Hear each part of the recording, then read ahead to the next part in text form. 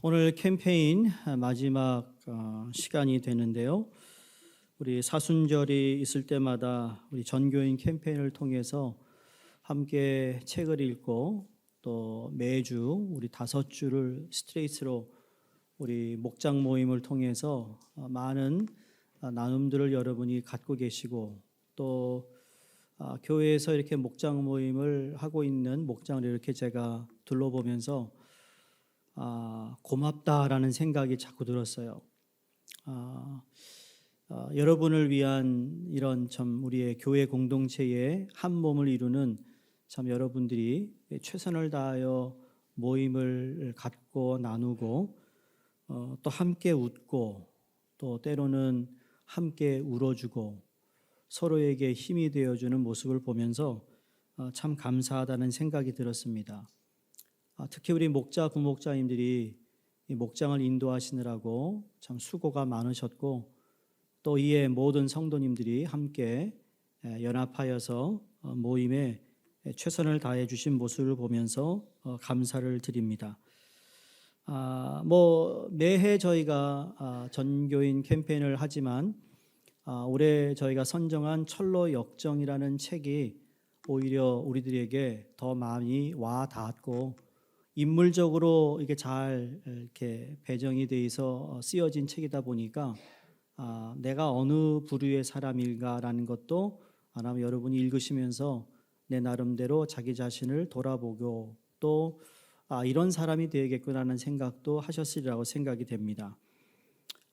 참 하나님께서 참여하여 함께 나눈 이 모든 것들이 여기서 그치는 것이 아니라 우리의 순례의 길 주님의 나라 천성에 들어갈 때까지 여러분 끊임없이 주님과 함께 동행할 수 있기를 주의 이름으로 축원드립니다. 철로 역정에 나오는 주인공인 크리스찬이 여러분 고난의 길을 걸어가면서 참 소중한 사람들을 많이 만나죠. 지난주에도 말씀드린 대로 꼭 필요할 때 필요한 사람을 하나님께서 보내주셔서 어려움을 이겨내고 피할 길을 열어주시고 그리고 넘어야 할 그랬던 시험거리를 잘 넘기는 그러한 모습을 보면서 이번 여러분이 읽은 내용들 가운데도 이 크리스찬에게 신실이라는 faithful이라는 사람을 붙여주시죠. 근데 그 사람만 붙여주는 건 아니에요. 그 옆에 누가 따라가죠? 수다쟁이도 따라갑니다. 이걸 보더라도 이 저자가 참 우리에게 현실을 알려주고 있구나. 우리 주위에는 참 은혜스러운 신실 같은 신실한 사람도 있지만 수다쟁이도 있어요.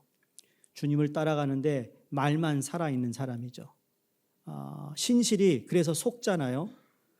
은혜로운 얘기를 하는데 신실이 너무 은혜를 받는 거예요. 야, 이 사람 정말 믿음이 좋은가 보다. 그런데 크리스찬이 아니야. 걔는 입만 살았어. 말만 저렇게 번지를 하게 하지 하나도 행동이 없어. 근데 이게 어떻게 아니 그랬더니 우리 마을에 같이 살던 사람인데 하나님 나라는 말에 있지 않잖아. 하나님은 오직 능력에 있기 때문에 내가 알지. 그리고 저 집안에서 기도드리는 모습, 죄를 회개하는 징절한 도무지 찾아볼 수 없는 그러한 집안이야. 그래서 그와 거래하기보다는 차라리 잔인 무도하고 횡포 많은 무법자와 거래하는 것이 한결 낫다라는 그러한 이야기가 돌 정도야. 그랬더니 신실이 참 신실해요. 크리스찬 말에 맞아. 당신이 그렇게 얘기할 정도면 그 말이 맞을 수도 있겠네. 아니가 다를까요? 이 수다장이는 자기 말한 것과 행동이 너무 일치하지 않는 거예요. 그러니까 언행일치, 말과 행동이 일치해야 하는데 그게 일치하지 않은 거죠. 이 부분에서 우리도 우리 자신을 돌아봅니다. 내가 주를 주여 믿는다고 하면서 솔직히 우리의 삶 가운데 일주일의 삶을 보면 내가 고백한 주님을 내 삶의 영역에 인정하지 못하고 사는 우리의 모습을 발견하는 것이죠. 우리 말과 그리고 우리의 행동이 따로 놀아요. 여러분이 목장에서 나눈 그 은혜의 이야기들 있잖아요. 여러분 그게 행동으로 이어질 수 있기를 간절히 바랍니다. 기도를 해야겠다는 분들은 기도하셔야 돼요. 나와서 기도해야 된다는 거죠. 말씀을 안 읽는 분들은 말씀을 진짜 읽어야 된다는 거죠. 누군가에게 부탁하세요. 내가 오늘 아침 저녁으로 나에게 전화를 줘. 내가 이 오늘 읽어야 할 이 말씀을 읽어야 되는데 읽지 못할 깜빡할 수 있으니까 나에게 좀 전화 좀 주면 좋겠다고. 이런 식으로 누군가가 나를 체크해 줘야 내가 할 수 있는 거예요. 여러분 기억하시잖아요. 훈련반 할 때 말씀 묵상한 걸 매주 우리가 쉐어하잖아요. 나누었잖아요. 나누니까 할 수 없이 해야 되잖아요. 그 전날 하더라도 해야 되잖아요. 몰았다가 하더라도 해야 되잖아요. 점검하니까 하잖아요. 지금도 잘하고 계시리라 믿어요. 내가 일일이 전화할 수 없잖아요. 내 소원은 여러분이 매일매일 하나님 말씀 읽고 기도하고 묵상하는 거예요. 그게 내 소원이야. 난 통일이 아니에요. 내 소원은 여러분이 정말 하나님 말씀 앞에서 나 자신을 돌아보며 주님과 함께 동행하는 것, 그거 잘하는 것, 난 그것만 여러분이 잘해도 난 목회 잘했다 생각할 수 있는데 모르겠어요. 목회에 잘한다고 만족할 목사가 누가 있겠어요? 끊임없이 사도 바울이 내가 내 몸을 쳐서라도 하나님 말씀의 뜻에 복종하겠다라는 것, 여러분 그러한 결단 없으면 안 되는 거거든요. 자, 그래서 어찌되었든 결국 수다쟁이는 같이 신실과 크리스찬하고 길을 떠났지만 수다쟁이는 따라오지 못합니다. 왜? 말에만 있어요. 이게 행함이 없음을 통하여 여러분 거기에는 어떻게 보면 경건의 모습은 있는데 능력이 나타나지 못하는 것입니다. 그러면서 이렇게 겨우겨우 이 광야를 빠져나오는데 나오자마자 또 하나님이 전도자를 만나게 합니다. 그러니까 전도자가 이렇게 말을 전합니다. 이제 여러분은 허영의 도시를 들어가는데 모든 순례자들은 이 도시를 반드시 지나갈 겁니다. 아니요, 지나가야만 합니다. 하나님의 나라가 가기까지는 이 코스를 지나지 않으면 안 됩니다. 그런데 그곳에 가면 여러분을 정말 세상의 것으로 유혹을 할 텐데 거기서 세상과 타협하면 안 되고 그곳에 마음을 두면 안 됩니다. 라고 그들에게 부탁을 합니다. 오직 믿음을 지켜야 합니다. 만약에 그렇지 못한다면 여러분이 믿음을 지키다가 목숨을 잃을 수 있으니 단단히 각오하고 가야 합니다라고 전해줍니다. 아니가 다를까요? 세상의 유혹을 극복하는 것이 얼마나 중요한지를 알려주기 위해 감사하다라는 인사를 하고는 허영의 도시로 들어갑니다. 허영의 도시에 열리는 시장으로 들어가게 되는데 들어가자마자 시장 사람들은 두 순례자의 모습을 보면서 비웃습니다. 옷차림을 보고 비웃고 그들의 말투를 듣고 비웃고 흉을 보기 시작해요. 또 이 장사꾼들이 와가준 두 순례자에게 물건을 사라고 외칩니다. 그때 크리스찬이 저들이 파는 물건에 눈길을 주면 안 되니까 보지 마십시오. 신실이 또 말합니다. 맞아요. 그들이 파는 물건이 우리를 주님에게로부터 멀어지게 하는 것임을 나도 알고 있어요. 그러니 제 마음에 육신의 정욕을 일으키는 어떠한 것도 들어오지 못하도록 우리는 막아야 돼요. 이러면서 단단히 그 유혹의 소리에 넘어가지 않으려고 노력을 해요. 여러분, 근데 황당하게도 시장 사람들은 크리스찬과 이 신실이 너무나도 믿음을 지키려고 하는 모습을 보면서 오히려 이 두 사람에게 모함을 합니다. 그리고 어떻게 보면 그들에게 향하여 누명을 씌우는 이야기를 합니다. 이 사람들이 우리 도시에 들어왔는데 혼란케 하는 인물들입니다. 이 사람들을 잡아가야 된다. 이 사람들을 재판에 넘겨야 된다. 그런 식으로 막 다고쳐요. 할 수 없이 아무런 힘이 없으니 재판장에 넘겨지고 그리고는 결국 신실이라는 사람은 사형에 처해 죽음을 맞이합니다. 죽음을 맞이하면서 그의 영혼을 마차에 태워 천성으로 곧바로 올라가게 되는 것을 보게 되고 크리스찬은 이 사형 집행을 기다리는 동안 하나님이 이 악인들의 마음을 누그러뜨리셔서 탈출하는 데 성공을 하게 됩니다. 여러분, 우리도 허영의 도시에 살고 있지 않나요? 일주일을 살아가면서 우리 눈에 보이는 것, 귀에 들리는 것, 내 육신의 정욕을 위하여 이 세상에 얼마나 많은 것들이 유혹하는지 모릅니다. 내가 주일날 하나님께 이렇게 결단하고 일주일을 잘 살아보겠다고 했지만 나가자마자 이 현실 앞에서 우리가 무너지는 모습을 보잖아요. 우리의 마음이 세상의 것에 가버렸어요. 세상의 어떤 그 육신의 정욕이 내 안에 다 들어와 버렸어요.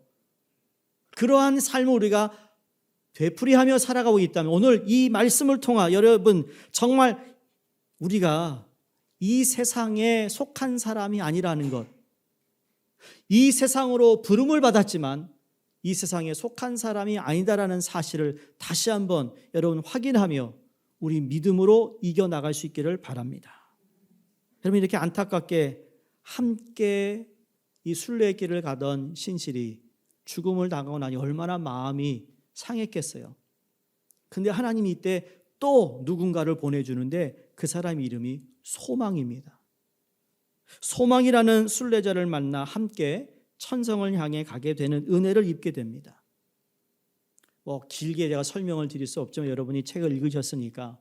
근데 샛길 초원이라는 것이 나오는데 야 일로 가면은 우리가 천성으로 갈 수 있는 길이 나오지 않을까? 초원이잖아. 샛길이 돼도 초원이니까 좀 낫지 않을까? 그래서 글로 들어가요. 들어가면 어떻게 되죠? 잘못 들었다는 걸 깨달아요. 다시 되돌아가려는데 갈 수 없는 기회가 막혀버려요. 그래서 할 수 없이 해가 지고 잠을 자야겠고 쉬어야 될 것 같아서 동굴에 들어가 잠을 자는데 여러분 그때 절망이라는 거인이 나타납니다.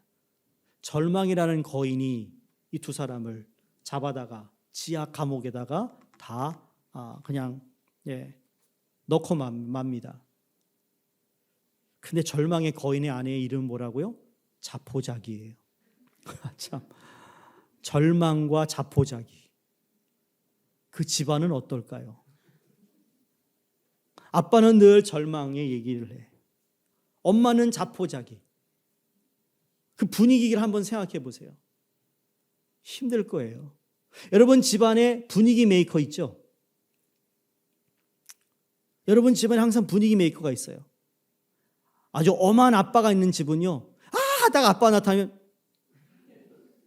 침묵합니다.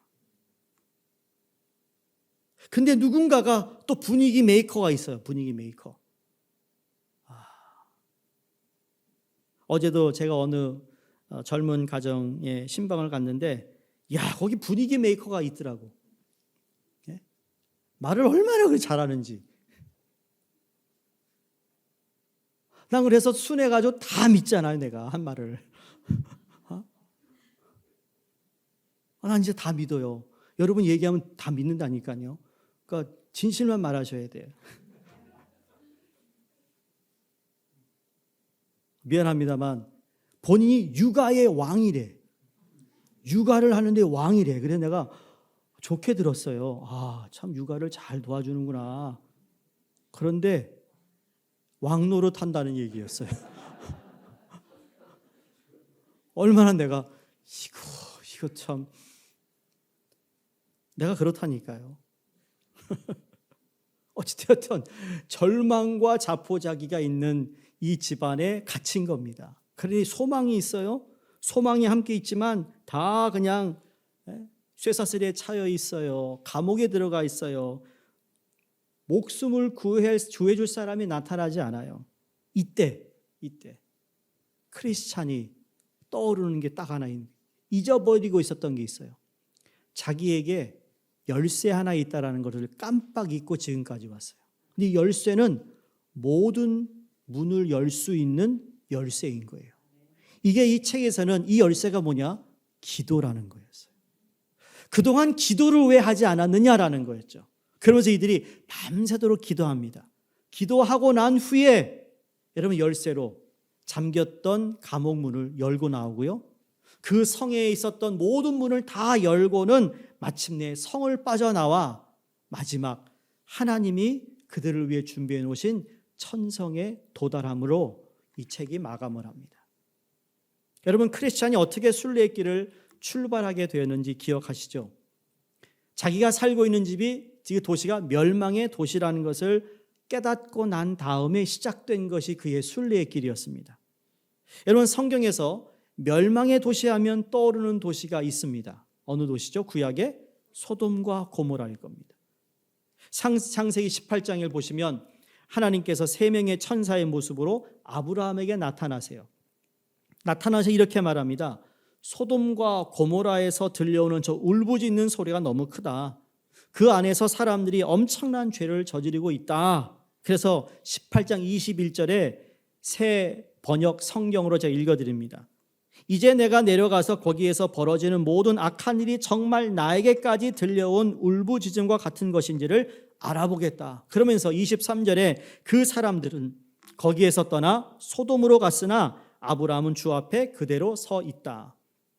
세 명의 천사가 왔는데 두 명은 떠났다는 얘기죠. 세 명중 두 명은 떠나고 한 사람이 아브라함 앞에 서 있는데 그 천사가 주 앞에 서 있는 것이라고 성경이 표현하고 있습니다.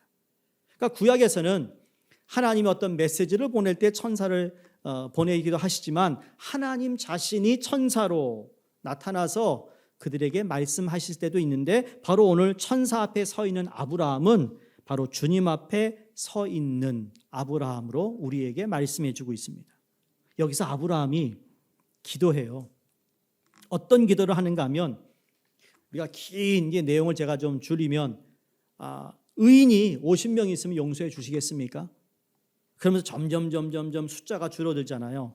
하나님과 대화하면서 그 숫자가 점점 줄어들어요. 근데 기억하시죠?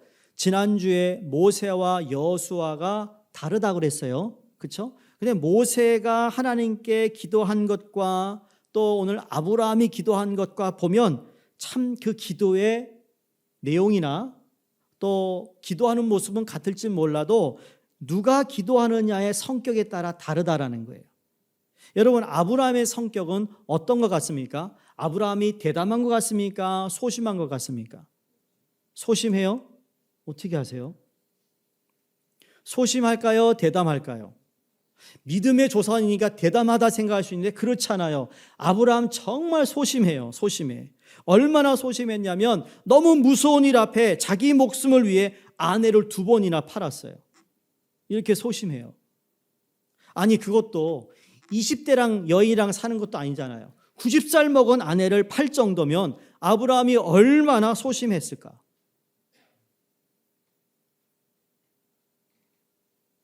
그것뿐인가요?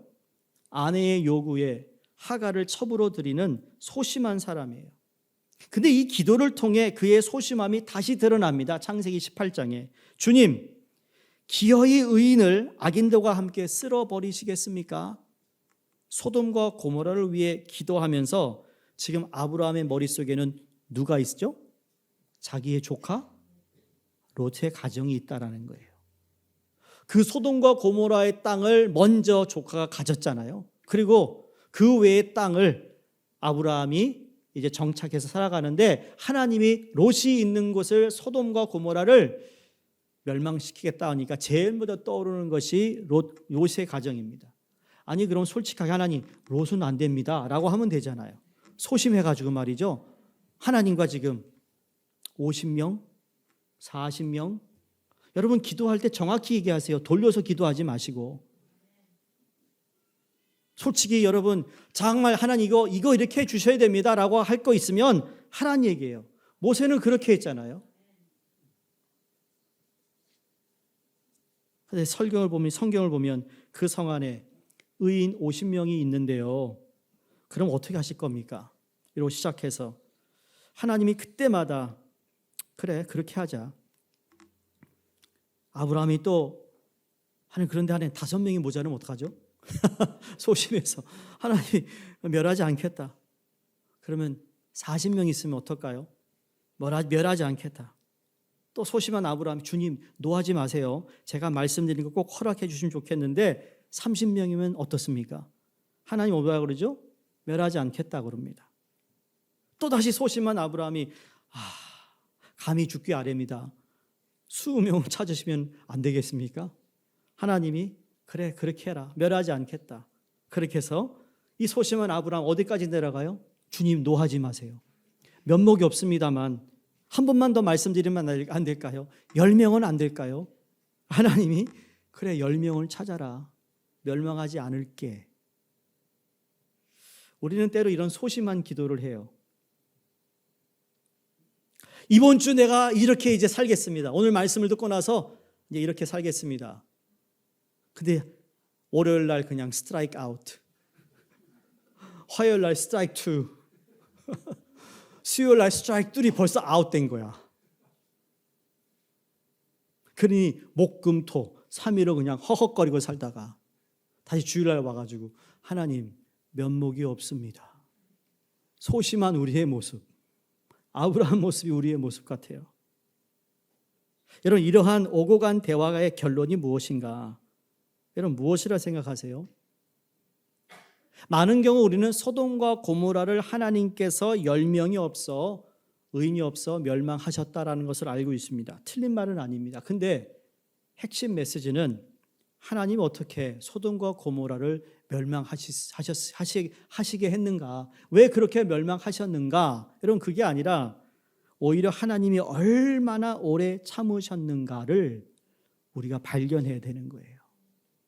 아브라함과 이런 대화를 나누기 전에 하나님은 소돔과 고모라를 멸망시키려고 하고 계세요. 근데 하나님이 참으셨어요.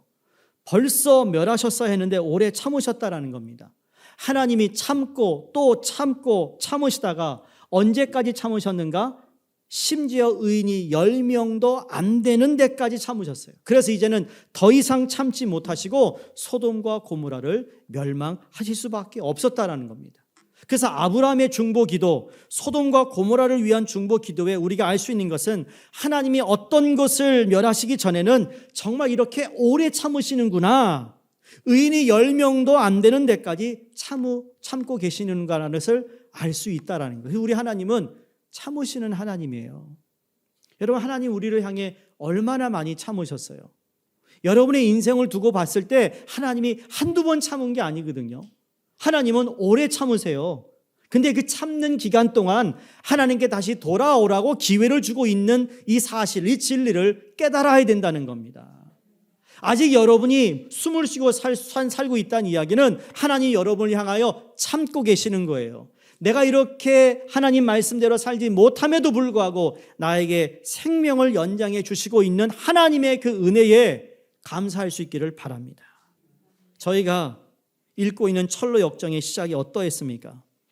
멸망의 도시라는 것을 알고 난부터 고민에 빠집니다. 그리고서 그가 철로 역정의 순례의 길을 출발하는데, 여러분, 이 철로 역정의 책이 수백 년 전에 쓰여진 책이지만 그때 이미 멸망의 도시를 피해 하나님의 나라 가는 그 책을 썼던 저자가 살았던 그때와 지금 우리가 비교해 보았을 때 오히려 멸망해야 할 이 세상이 아직도 멸망하지 않았어요. 이유가 무엇일까요? 똑같은 이유입니다. 아직도 하나님이 이 세상을 향해 참고 계신 거예요. 하나님의 의인을 찾고 계시다라는 이야기죠. 하나님께 돌아오는 영혼을 더 많이 하늘나라 가기 위해, 하늘나라로 인도하시기 위해 참고 계시는 거예요. 여러분의 가족 중에, 여러분이 아는 친척 중에, 여러분의 부모, 여러분의 자녀, 그 누군가가 아직 예수님을 믿지 않았다면 여러분, 지금도 참고 인내하시는 하나님의 이 은혜 가운데 그들이 주님을 믿을 수 있기를 주의 이름으로 축원합니다. 2주 전에 여러분에게 철로 역정의 지도를 카피해서 나눠드렸는데, 어떻게 보면 반 정도밖에 제가 제대로 이게 시간이 한 10주는 10주는 해야 되는데 반밖에 못해서 좀 더 깊은 내용들을 다루지 못했습니다만, 이 지도를 보면 인생의 길이라는 것이 이런 거구나. 인생의 길이라는 건 고난의 길이구나. 살아간다는 자체가 고난을 피해갈 수 없는 거라는 거예요. 여러분, 이건 믿는 사람이 믿지 않는 사람과 똑같은 거예요. 고난은 다 있어요. 그 고난의 정도가 조금씩 다를 뿐이죠. 아무리 재벌같이 떵떵거리고 산다 해도 그 사람도 인생은 고난의 길이라는 거예요. 어차피 우리가 고난의 길을 간다면 철로 역정의 길을 가야 되지 않겠냐라는 거예요. 어느 길을 간다고 하더라도 이 세상에 편한 길은 없다라는 겁니다. 그렇다면 정말로 철로 역정의 의미 있는 길을 우리가 가야 되지 않을까라는 생각을 해야 된다는 것이죠. 이왕 가는 모든 길이 고난의 길이라면 그 고난의 길이 좀 더 의미가 있고 그 의미를 부여해 줄 뿐만 아니라 내가 인생을 마쳤을 때 그 의미가 영원한 것까지 이어질 수 있는 그 길을 우리가 가야 된다는 거예요. 믿지 않는 사람도 고난의 길을 가는데요. 그들은 의미 있는 삶을 살았다 하더라도 그 의미 있는 인생이 영혼과 연결되지가 않거든요. 사랑하는 성도님들, 우리는 우리의 삶의 길에 고난을 만나나 좋은 일을 만나나 아니면 주의 일을 하거나 아니면 우리가 세상에서 열심히 생업에 열심히 살거나 아니면 가정일을 열심히, 이 모든 일에는 의미가 부여돼야 된다는 거예요. 내가 고생한 만큼의 의미가 보여진다는 거죠. 내가 헌신하고 봉사한 만큼의 의미가 보여지는데 이것이 여기서 끝나는 것이 아니라 하늘나라까지 이어질 수 있는 것. 그래서 상급이라는 것이 그런 의미에서 우리에게 주시는 소망인 것이죠. 이왕 고생하는 거라면 좀 더 의미가 있는 삶을 택하는 것이 지혜로운 사람이 아니겠는가라는 겁니다. 그런 의미에서 오늘 본문 디모데후서 4장 7절 8절 말씀을 다시 한번 봅니다. 나는 선한 싸움을 싸우고 나의 달려갈 길을 마치고 믿음을 지켰으니 이제 후로는 나를 위하여 의의 멸관이 예비되었으므로 주곧 의로우신 재판장이 그날에 내게 주실 것이며 내게만 아니라 주의 나타나심을 사모하는 모든 자에게도니라. 아멘. 사도 바울이 자신의 이제 사명을 다 이제 마치는 그 시기가 되었던 것을 알고 있었습니다.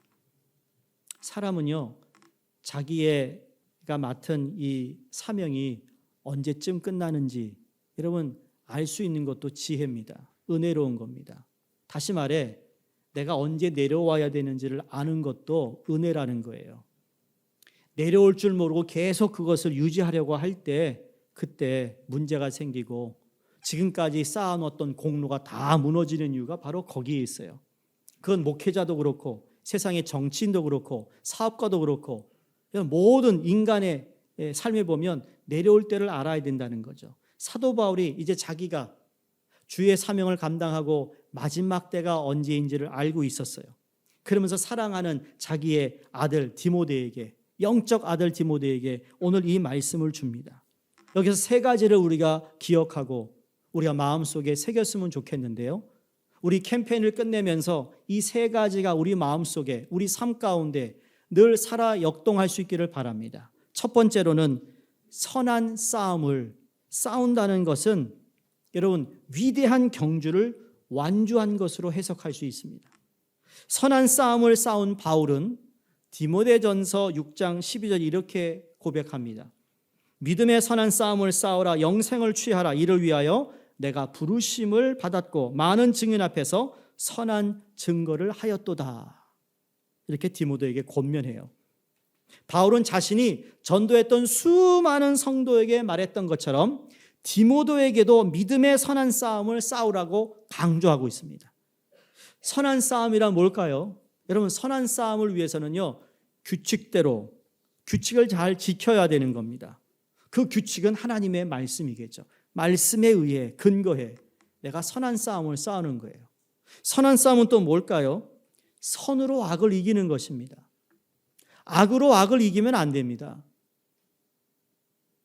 선한 하나님의 방법으로 이기는 겁니다. 그래요. 지금 당장은 내가 수모를 당하고 지금 당장은 내가 억울하고 지금 당장은 내가 진 것 같아요. 그러나 선한 것으로 악을 이기는 사람은요, 시간이 흐르면 흐를수록 하나님 그 사람을 다시 회복시켜 주세요. 그래서 그 전에 있었던 모든 일들을 다 부끄럽게 하세요. 하나님의 방법이거든요. 우리는 선한 싸움을 싸워야 합니다. 악에게 지지 않고 선으로 악을 이기기 위한 싸움이기 때문에 선한 것이라고 말씀을 하고 있다는 거죠.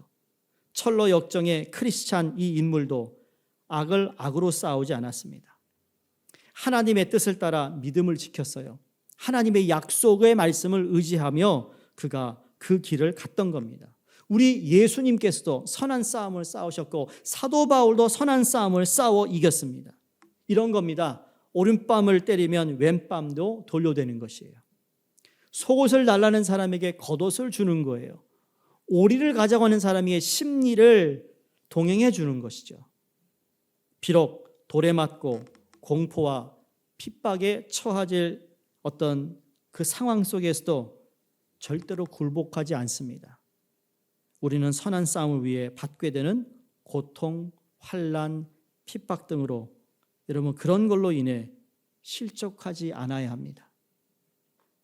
예수님께서 십자가에서 싸우시고 승리하신 것처럼 우리도 그 승리의 자리에 서게 되는 줄로 믿습니다. 두 번째 디모데에게 고백한 것은 자신의 달려갈 길을 마쳤다라고 고백합니다. 참 위대한 선언이 아닐 수가 없어요. 내가 달려갈 길을 마쳤다. 인생을 살아가면서 마지막 죽음 앞에 내가 달려갈 길을 다 마쳤다라고 할 수 있는 사람이 도대체 몇 명이나 될까? 여러분 우리 모두 그러한 고백을 할 수 있기를 바랍니다. 사도 바울이 내가 선한 싸움을 싸우고 나의 달려갈 길을 마쳤다라는 이 고백을 할 때 마음이 웅크리지 않았을까라는 생각을 합니다. 아마 눈물이 핑 돌지 않을까라는 생각을 해봅니다. 이번 주도 저희 교회, 우리 교단의 감찰 목사님들하고 새로 예배당을 이전해서 예배드리는 곳에 가서 예배를 드렸어요. 그 중에 또 한 목사님이 이제 곧 은퇴를 하시는데 짐을 싸시고 이사를 나가신다는 얘기를 들으면서 참 그 돌아서고 가시는 모습이 참 뭐라 그럴까요? 참 열심히 목회와 사역을 해오신 참 자랑스럽기도 하면서도 이제 현역에서 물러나는 모습을 보면서 저게 저 목사님의 모습만은 아니겠구나. 나도 저분처럼 은퇴하는 날이 올 텐데 참 어떨까? 그 마음이 어떨까? 그런 생각이 들었어요. 물론 그분의 송 얘기는 제가 듣진 않았지만 여러 면에서 이렇게 교차되는 생각이 있었어요. 마지막에 그 마음은 참 쉽지 않으셨겠다. 쉽지 않은 거죠. 아직 젊잖아요. 여러분 70도 건강하시잖아요. 그렇죠? 70도 건강하세요. 80도 건강하세요.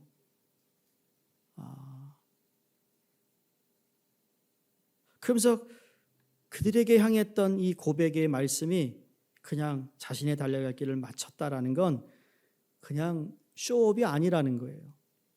정말 진심을 다해, 내가 목숨을 다해, 내가 감옥에 갇혔을 때나 돌에 맞아 죽을 고비를 넘겼을 때마다 참 내가 달려갈 길을 다 달렸다. 그래서 사도행전 20장에도 보면 24절 이렇게 고백하잖아요. 나의 달려갈 길과 주 예수께 받은 사명 곧 하나님의 은혜와 복음 증거하는 일을 마치려 하면은 나의 생명을 조금도 귀한 것으로 여기지 아니했다. 성도님들, 물론 세상의 법으로 우리가 70이 되면 은퇴하는 나이가 다 됩니다만 은퇴했다고 우리의 사명이 다 끝난 건 아니에요. 그러나 우리에게 주어진 삶의 모든 여정에서 내가 주님 앞에 내가 하나님의 은혜의 복음을 증거하기 위해서 참 끝까지 최선을 다했다. 이런 고백을 우리가 할 수 있기를 바라요. 여러분이 하는 이 고백이 우리 다음 세대에게도 이어져서 이것이 얼마나 귀한 고백인가. 우리 부모가 그런 고백을 했다. 나도 그걸 본받고 싶다라는 그런 마음이 우리 안에 뜨겁게 일어날 때 하나님의 놀라운 축복이 임하는 줄로 믿습니다. 마지막 세 번째 바울의 고백은 믿음을 지켰다는 거예요. 선한 싸움을 싸웠다. 내가 달려갈 길을 마쳤다. 믿음을 지켰다. 여기 믿음을 지켰다, 지킨다라는 그 의미를 보면 보물이나 재산이나 등 귀한 것을 보호한다는 뜻입니다. 지킨다라는 건 보호한다는 뜻이에요. 믿음이 이 세상의 것으로 물들지 않도록 보호하는 거예요. 타협하지 않도록 보호하는 거예요. 지킨다라는 그 믿음이 흔들리지 않는다는 뜻이죠. 믿는 바를 포기하지 않고 모든 유혹을 이겨낸다는 뜻입니다. 다시 말해 처음 품은 마음과 믿음을 끝까지 유지하려는 것, 이것 때문에 싸운 거예요, 여러분. 내가 오늘도 왜 선한 싸움을 싸워야 되는지 아세요? 외부에서 오는 어떤 사단의 공격도 있지만 가장 어려운 게 뭐냐면 이 혼탁한 이 세상에 내 믿음을 지키기 위해서 내가 하나님께 무릎 꿇고 기도하는 것이고, 그것을 보호하기 위해서 끝까지 내가 이 처음 하나님께 받았던 이 사랑, 하나님의 은혜를 지키기 위해, 보호하기 위해 싸워야 하는 거예요, 여러분. 어떤 운동 경기나 여러분 점수를 내야만 이기는 거예요. 0대 0은 이긴 게 아니에요. 1대 1도 이긴 게 아니에요. 무승부잖아요. 승자가 없는 거예요. 그래서 우리는 이기기 위해, 승리의 자리에 서기 위해 여러분 우리 믿음을 지켜야 되는 줄로 믿습니다. 지켜야 하는 것입니다. 선한 싸움을 싸우고 달려갈 길을 마치며 믿음을 지킨 바울에게 주어진 결과가 무엇이죠? 오늘 성경이 의의 면류관이 예비되었다고 그가 고백합니다.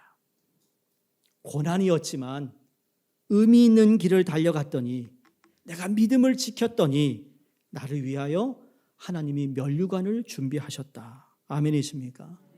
바울과 같이 선한 싸움을 싸우고 자신의 달려갈 길을 달렸으며 믿음을 지켰기에 우리에게도 의의 면류관이 예비되어 있음을 여러분 우리가 알고 믿을 뿐만 아니라 이것을 다른 사람에게도 담대하게 전할 수 있어야 될 줄로 믿습니다. 이런 겁니다. 모세가 여호수아에게 리더십의 버튼을 넘겨준 것처럼, 다윗이 솔로몬에게 왕위를 넘겨준 것처럼, 엘리야 선지자가 엘리사에게 그 영적 지도력을 버튼을 넘겨주었던 것처럼, 사도 바울이 디모데에게 그 버튼을 넘겨주었던 것처럼, 이제 디모데를 통하여 디모데 후에 오는 모든 사람들에게 디모데가 똑같이 이 버튼을 저와 여러분에게 넘겨주었던 것처럼 이제 우리 차례라는 거예요. It's your turn. It's my turn. 우리 차례예요. 이 버튼을 넘겨줘야 된다는 거예요.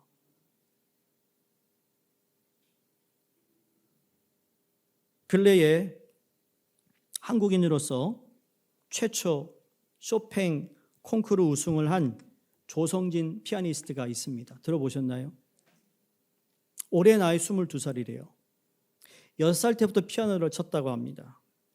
만 15세에 하마마츠 국제 피아노 콩쿠르에서 1위를 했는데, 우승을 했는데 이때가 최연소 그리고 아시안으로 처음으로 우승을 한 사람입니다. 이분이 인터뷰하는 걸 제가 이렇게 보면서 자기 생각에는 세상에서 가장 유명한 필라모닉 오케스트라를 대라 그러면 3곳이 있다고 자기는 생각한다고 해요. 하나는 베를린, 두 번째로는 빈 필라모닉, 세 번째가 뉴욕 필라모닉인데, 이 사람이 이 모든 세 필라모닉하고 연주를 같이 했다는 거예요. 피아노처럼 협연을 했다는 겁니다. 그러면서 자기가 지금까지 살아오면서 짧은 인생이지만 연주를 몇 번 했냐더니 한 700에서 800번 했대요. 700에서 800번 연주를 하는데 그럼 가장 만족했던 때가 언제냐 그랬더니 10손가락 안에 안 낀대요. 10개가 될까 말까래요. 자기가 만족했던 연주가. 여러분에게 이 사람 이야기를 꺼내는 그분이 했던 이 말 때문입니다. 나는 만족한 연주는 10번도 안 되는데 그 10번도 안 되는 횟수를 더 늘리고 싶은 게 내 소망입니다. 그리고 이제 시작인 것 같아요. 그랬어요. 아니, 콩쿠르는 다 우승하고 나서 이제 시작이래요. 이제 끝난 거 아니에요? 근데 이제 시작이라는 말에 제가 딱 꽂힌 거예요. 여러분, 우리가 철로역정 캠페인을 하면서 철로역정에 우리의 하나님께서 우리에 허락하신 순례의 길은요, 철로역정을 마침으로 끝이 아니에요. 이제 시작인 거예요. 우리의 허락하신 이 길, 천성에 들어가기까지 여러분 시작해야 되는 거예요. 이제부터. 지금까지 여러분이 살아오신 것도 참 감사한데 이제 다시 하나님 앞에 이런 마음으로 주님이 허락하신 이 길을 가야 된다는 거예요. 근데 가는데 어떤 마음이냐? 내가 선한 싸움을 이긴 것에 대해 만족한 것이 아니라 한두 번 이긴 걸로 그냥 거기에 만족하는 것이 아니라 내가 선한 싸움을 이겼다라는 횟수를 좀 더 늘리기 위해 내가 달려갈 길을 마쳤다 하기 전에 내가 달려갈 길을 위하여 그 하나님께서 주어진 은혜를 그 횟수를 더 늘리기 위해 내가 믿음을 지키는 횟수를 더 늘리기 위해 여러분 다시 오늘부터 시작할 수 있기를 주의 이름으로 축원합니다. 그러므로 목장에서 나누신 은혜, 격려, 말씀의 능력의 이 경험과 고백으로 이어진 감사와 기쁨의 횟수를 더 늘리는데 관심을 가지시고 여러분 다시 시작할 수 있는 여러분의 삶, 우리 교회 모든 성도님들의 목장이 될 수 있기를 주의 이름으로 축원드립니다. 기도하겠습니다.